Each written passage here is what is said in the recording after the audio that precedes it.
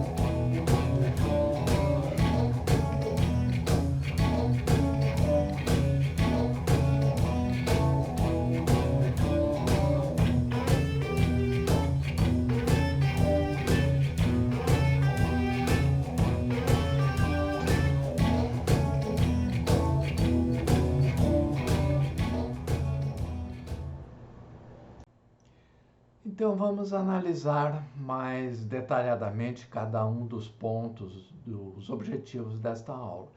E o primeiro ponto que eu gostaria de conversar com vocês é sobre os tipos de sensações somáticas, modalidades sensoriais somáticas.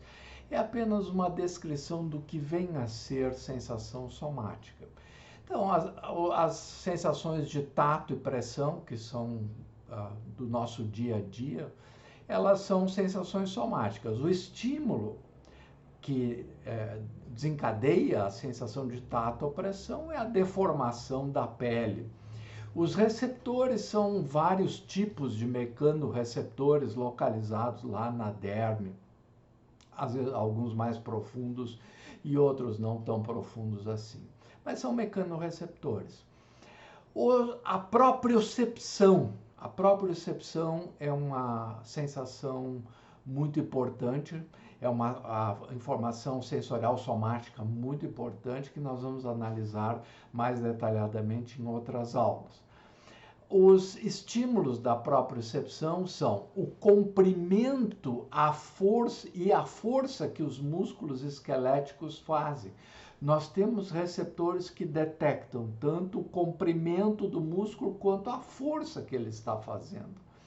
E os receptores que detectam comprimento e força do músculo são também mecanorreceptores, numa classificação mais geral. Mais especificamente, os receptores proprioceptivos são o fuso muscular, o órgão tendinoso de Golgi e os receptores mecânicos, localizados nas cápsulas articulares, que detectam alterações de movimento das articulações. Terceiro tipo, a terceira modalidade de sensação somática é a dor, ou nocicepção. Os estímulos de dor, como nós vamos analisar detalhadamente em outra oportunidade, são estímulos nocivos de qualquer natureza física, mas são estímulos que têm a característica de comprometer a integridade do tecido, dos tecidos do nosso corpo. Os receptores sensoriais para a dor são terminações nervosas livres ou nuas de fibras do tipo A delta ou fibras do tipo C. São fibras relativamente finas, portanto de baixa velocidade de condução de potencial de ação. As A delta ainda são fibras mielinizadas, fracamente mielinizadas, mas elas têm a velocidade de condução do potencial de ação maior do que as fibras do tipo C, que são amielínicas. O próximo ponto que eu quero ver com vocês são analisar assim os receptores, os tipos de receptores sensoriais os tipos de receptores sensoriais somáticos.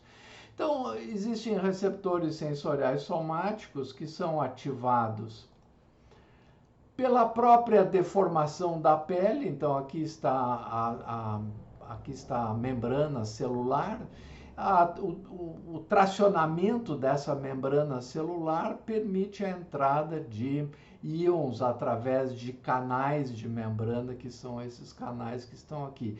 E isso causa uma alteração elétrica nesta membrana, como nós vamos ver logo a seguir.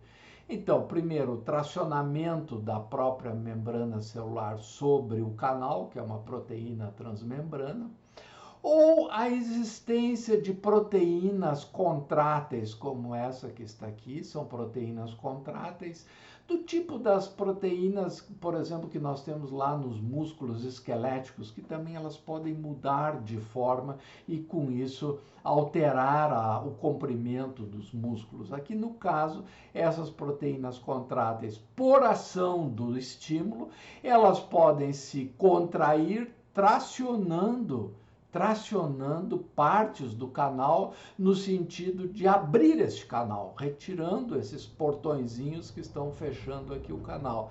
Então, fazendo isso, abre-se o canal e também penetram íons por essa membrana. Também podem sair íons de dentro da célula para fora, como nós vamos ver também na análise de sensações específicas em outras aulas. O terceiro mecanismo que me parece importante destacar é um mecanismo indireto da ação do estímulo sobre o receptor e sobre o canal da membrana por onde penetram íons que despolarizam essa membrana. Então, explicando assim mais detalhadamente, aqui nós temos na membrana, deixa eu colocar aqui uma canetinha, na membrana nós temos um receptor sensorial, que é este aqui, que é um mecanorreceptor, que ele tem essa proteína contrátil.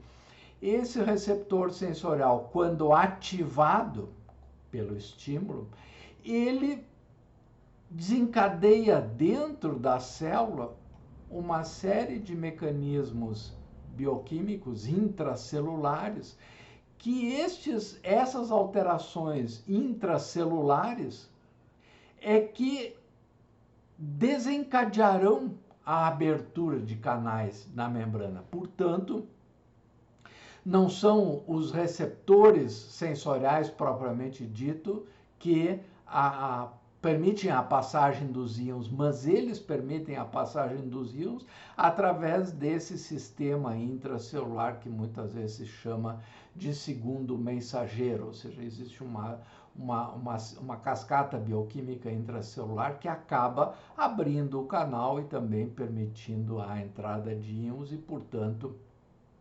a despolarização da membrana. Os receptores, eles são relativamente específicos para os estímulos. Então, os receptores são mais ou menos específicos para um determinado estímulo, mas eles são sempre específicos. O que eu quero analisar com vocês aqui nesta figura é uma função essencial de ser entendida, que é a transdução do estímulo. O que vem a ser a transdução do estímulo? A transdução do estímulo é a tradução do estímulo pelo receptor. Por isso, a especificidade da relação entre o estímulo e o receptor. Ou seja, nossos receptores não são, a grande maioria deles, né, não são igualmente sensíveis a todos os estímulos, né? Por exemplo, a visão, lá, a retina é sensível à luz e não a outros estímulos. Então, existe uma especificidade. Essa especificidade pode ser, às vezes, maior, às vezes menor.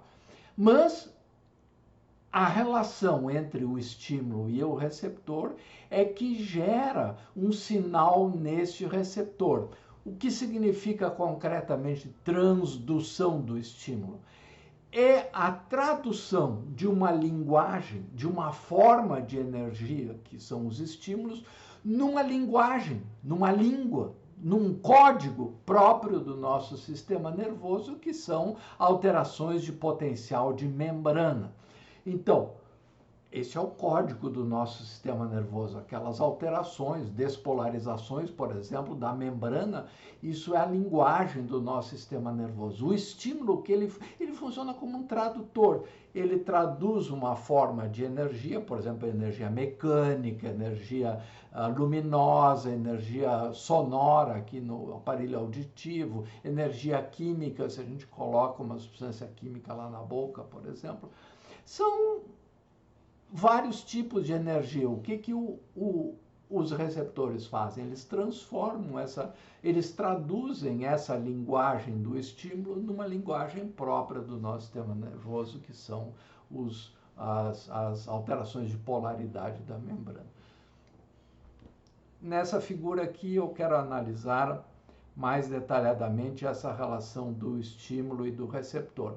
Aqui nessa figura ele está mostrando um receptor que se chama o fuso muscular, que nós vamos numa outra aula analisar em detalhes o fuso muscular.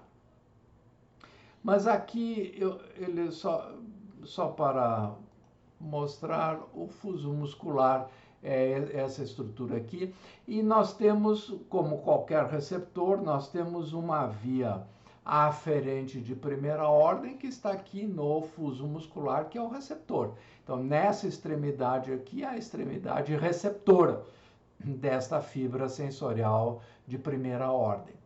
Então, aqui no receptor é que ocorre o mecanismo de transdução. Agora, aqui há alguns aspectos importantes a serem analisados.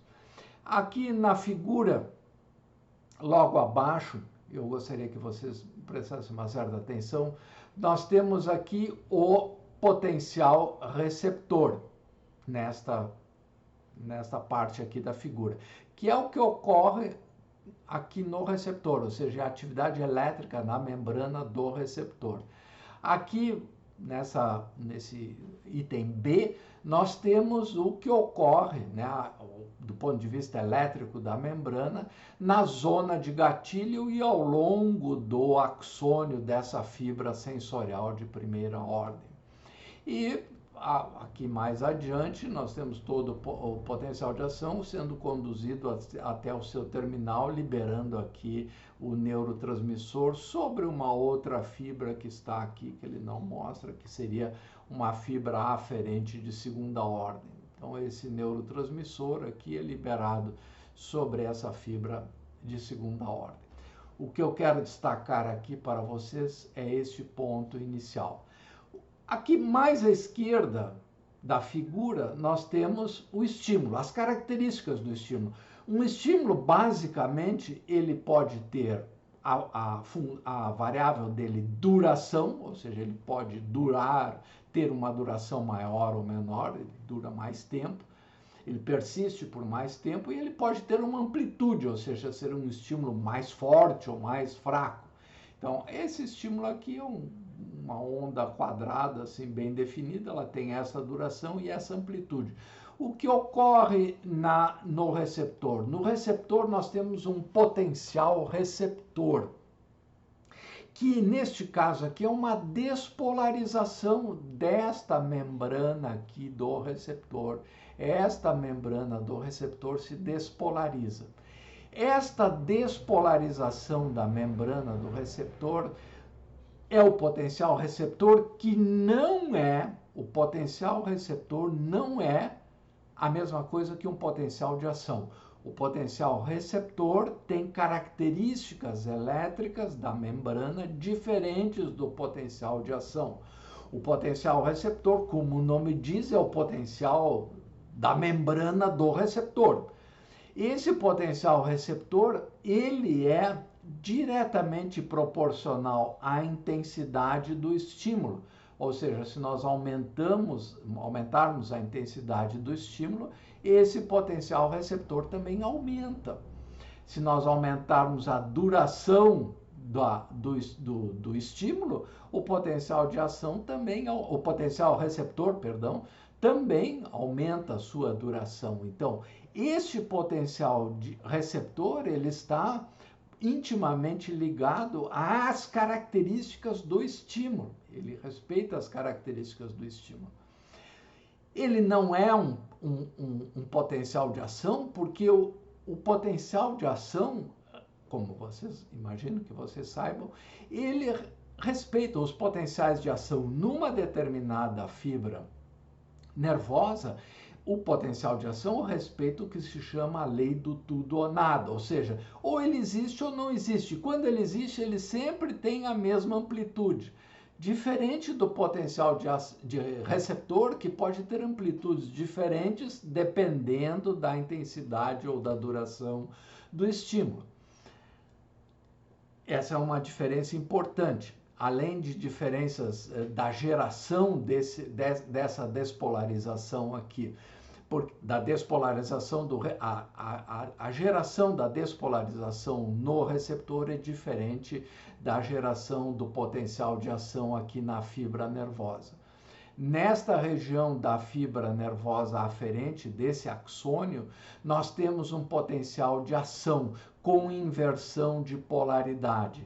E esse potencial de ação ocorre nesta região aqui, depois ao longo de todo o axônio, porque nós temos aqui uma densidade importante de canais de sódio voltagem dependentes, que se expressam aqui na membrana, nessa zona que se chama zona de gatilho, e ao longo de todo o axônio nós temos esses canais de sódio voltagem dependentes, que são necessários para isso, são eles os responsáveis pelo potencial de ação, pelas despolarizações do potencial de ação.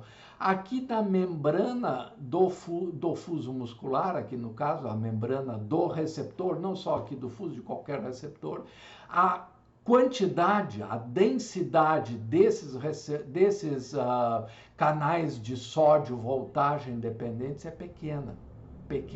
Por isso que aqui no receptor nós não temos potenciais de ação com inversão de polaridade, porque simplesmente há poucos canais de sódio voltagem dependentes. Aqui nós temos outras maneiras de abrir esses canais, como nós vimos anteriormente, em que esses canais de membrana se abrem pela ação do próprio estímulo, permitindo a passagem de íons que despolarizam a membrana do receptor. Portanto, uma despolarização de membrana não necessariamente significa um potencial de ação. Pode ser ou não pode ser.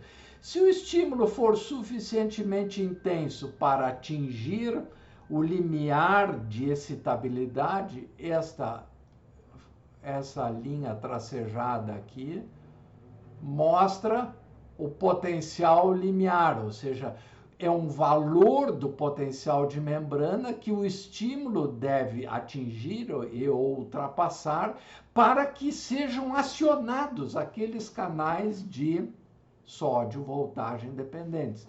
Então, este limiar de estabilidade é uma característica, é uma assinatura da membrana da célula nervosa, nesta região aqui da célula nervosa e ao longo dela. Então, as células podem ter um limiar de estabilidade mais alto, portanto, elas são menos excitáveis ou um limiar de estabilidade mais baixa, portanto o estímulo mais facilmente atinge esse limiar e, portanto, mais facilmente aciona canais de sódio voltagem dependentes que desencadeiam, né, o potencial de ação. Então, o limiar de estabilidade é isso, é esse valor do potencial de membrana, é um valor limite, por isso chama limiar, né? Como se fosse um limite, um corte, um ponto de corte. A partir, se o estímulo atinge aquele limiar, se ele for suficientemente intenso e atingir o limiar, ele gera potenciais de ação pelo acionamento dos canais de sódio voltagem dependentes.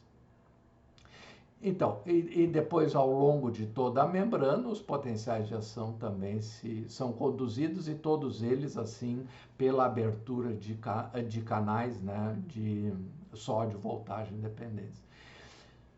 Agora, a pergunta que se coloca é a seguinte: se os potenciais de ação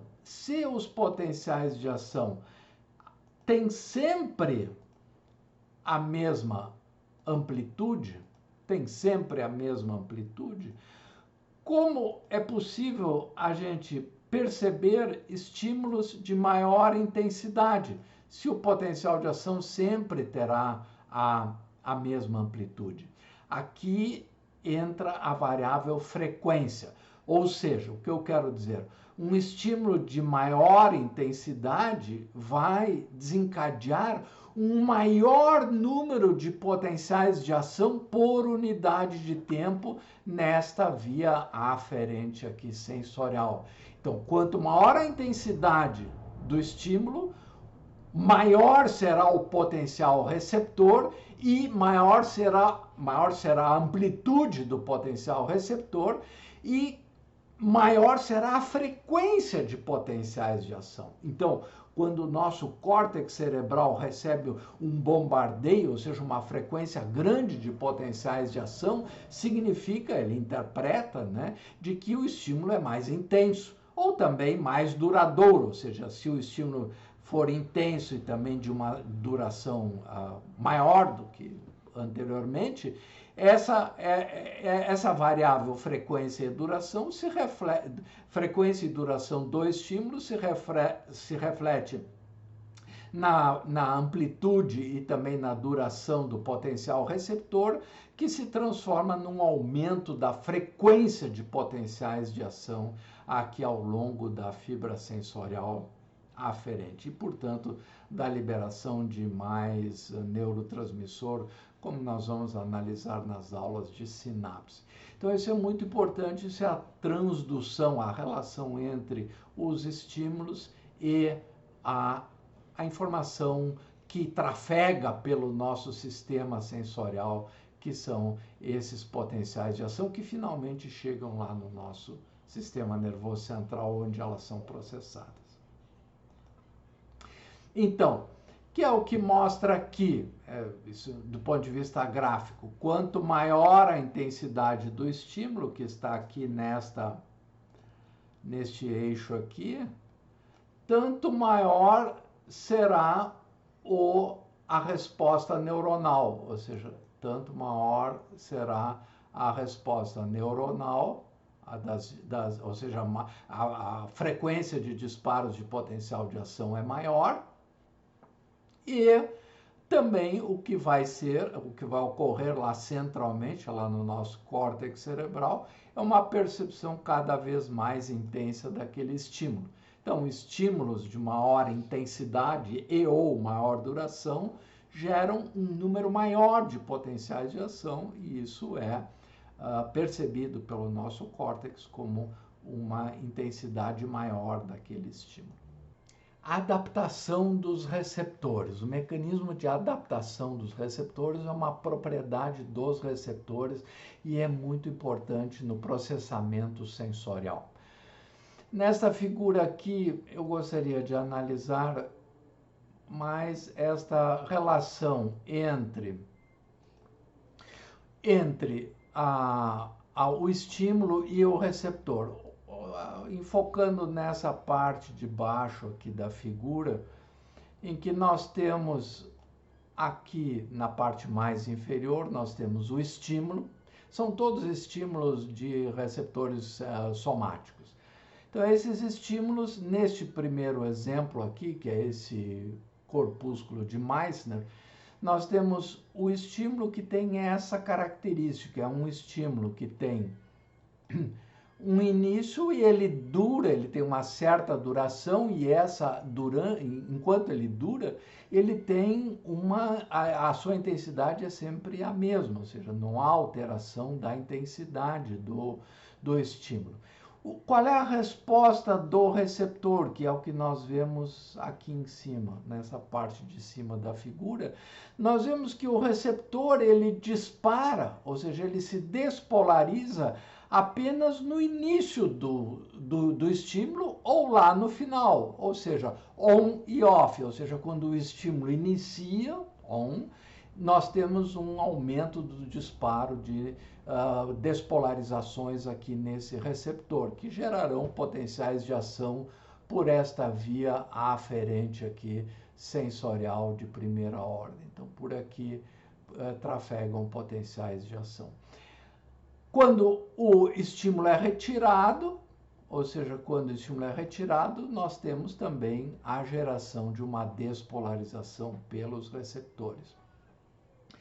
No outro extremo, que eu gostaria de vocês olhassem aqui nessa parte, então, mais distal aqui da figura, nós temos esses receptores de Ruffini, que são esses aqui localizados lá profundamente na derme, que são receptores que, ao serem estimulados pelo mesmo estímulo, aqui o estímulo é igual àquele anterior, ou seja, ele tem a mesma amplitude e uma certa duração igual a este aqui. Mas este receptor, no caso aqui o Ruffini, responde de uma maneira totalmente diferente daquele primeiro que nós analisamos, que é esse corpúsculo de Meissner aqui. Neste caso desse receptor de Ruffini, o que ocorre? O estímulo inicia e o receptor também inicia o disparo, ou seja, iniciam-se as despolarizações. O estímulo permanece constante e mesmo assim, as despolarizações deste receptor também continuam, elas não zeram como foi nesse outro receptor. Então, em função desta relação entre o estímulo, neste caso específico aqui é importante ressaltar que são estímulos contínuos e constantes, ou seja, eles são contínuos, eles têm uma certa duração e eles também são constantes, eles têm sempre a mesma amplitude. Neste caso, os receptores podem se comportar de maneira diferente e é uma propriedade do receptor. Então, nesse primeiro caso que nós vimos aqui do receptor de Meissner, este aqui é denominado um receptor de adaptação rápida, como ele coloca aqui em inglês. O corpúsculo, a terminação de Ruffini, é um receptor de adaptação lenta, porque há uma certa redução da frequência de disparos em decorrência da continuidade do estímulo, mas não zero. Há um leve decréscimo, assim. Então, há receptores que não se adaptam, eles simplesmente sempre estão enviando informações para o sistema nervoso central. No caso dos receptores de adaptação rápida, não. No caso de receptores de adaptação rápida, eles começam a funcionar, ou seja, eles começam as despolarizações, se o estímulo permanece, eles não mais enviam informações para o sistema nervoso central. Ou seja, eles enviam informações no início e no final do estímulo. Enquanto o estímulo tiver a sua duração contínua, ele silencia. Então, esses são as diferenças entre estímulos e claro que isso terá um impacto sobre a nossa sensação, porque esses receptores de adaptação rápida, nessa porção aqui em que ele simplesmente não se despolariza, nosso córtex cerebral não está recebendo informação nenhuma. Para o córtex cerebral não há estímulos periféricos. O exemplo clássico, se vocês colocam na palma da mão um objeto bem leve, assim como, por exemplo, a tampinha da caneta, o que acontece depois de um certo tempo? A gente deixa de sentir esse estímulo aqui, porque ele tem uma certa duração e é sempre da mesma intensidade, que o sistema nervoso central simplesmente não recebe mais essa informação. Agora, claro, se o estímulo mudar, se a gente mexer assim a mão, aí claro que o sistema nervoso recebe essas informações. A adaptação é um mecanismo muito importante dos receptores, ou seja, ele filtra. O receptor lá na periferia filtra informações que podem ser irrelevantes, como por exemplo aqui os óculos, entendeu? Os óculos se apoiam aqui, eles geram no início lá uma sensação e depois silenciam, porque também do ponto de vista econômico lá do sistema nervoso não é necessário, não é necessária essa informação contínua, sempre informar. O cérebro passa a trabalhar com outras coisas mais importantes. As roupas também são sensações que a gente não tem assim a informação sempre desses estímulos. Agora, também há receptores que, claro, necessários, que sempre estão enviando informações para o sistema nervoso central. São os receptores de adaptação lenta. Sempre há uma certa adaptação, mas não um silenciamento como aqui os corpúsculos de Pacini, né? Que são receptores de pressão localizados lá profundamente na derme, que são receptores de adaptação rápida. Como resumo dessa aula, eu gostaria de destacar a relação entre o estímulo e o receptor pode ser mais ou menos específica, mas ela é específica, ou seja, os receptores são mais ou menos específicos aos estímulos. Alguns receptores são altamente específicos e diferenciados para um determinado estímulo, outros são um pouco menos específicos, né? Por exemplo, mecanorreceptores lá na nossa pele, enfim, são sensíveis a vários tipos de estímulo, ou a gente passa a mão na mesa, ou a gente comprime a pele, ou a gente, enfim, segura um objeto. O estímulo pode ser diferente, mas o receptor é o mesmo e desencadeia a informação sensorial pertinente àquele estímulo. O segundo ponto que eu quero destacar é que o estímulo ele altera a permeabilidade da membrana do receptor, abrindo ou às vezes fechando canais iônicos, em geral abrindo canais e, portanto, despolarizando a membrana, mas pode haver fechamento de canais, como nós vamos analisar numa outra oportunidade. No receptor, o estímulo gera um potencial de membrana chamado potencial receptor. É um potencial da membrana do receptor que se chama potencial receptor, porque, enfim, está ali no receptor, que não segue a lei do tudo ou nada. E devo acrescentar, como muito importante nesse ponto aqui, que não está escrito, que ele não é conduzido, ele não se propaga espontaneamente, ou autonomamente, melhor dizendo, ao longo da fibra nervosa. O potencial de receptor é um potencial também chamado local, porque ele ocorre no receptor. Ele não é conduzido ao longo da fibra nervosa, diferente do potencial de ação. Um potencial de ação, na verdade, gera novos potenciais de ação através da ativação dos canais de sódio voltagem dependentes. Então, o potencial receptor, e aqui eu enfatizo isso, é diferente do potencial de ação. Embora também no potencial receptor, assim como no potencial de ação, nós temos despolarização. Então, isso que eu queria que vocês cuidassem, que despolarização da membrana não necessariamente se refere apenas ao potencial de ação. O receptor tem uma despolarização da sua membrana que não gera potencial de ação, simplesmente porque ali no receptor a expressão de canais de sódio voltagem dependentes é pequena. A amplitude de despolarização do receptor é proporcional à frequência e à amplitude do estímulo. Então, quanto maior a intensidade do estímulo, maior será a despolarização do receptor e, portanto, maior será o potencial receptor. E existe uma relação direta e positiva entre a intensidade do estímulo e a frequência de potenciais. Quanto maior a intensidade do estímulo, isso se reflete num aumento do número de potenciais de ação, daí lá na fibra sensorial de primeira ordem. Era isso que eu gostaria de conversar com vocês. Muito obrigado pela atenção de vocês por hoje.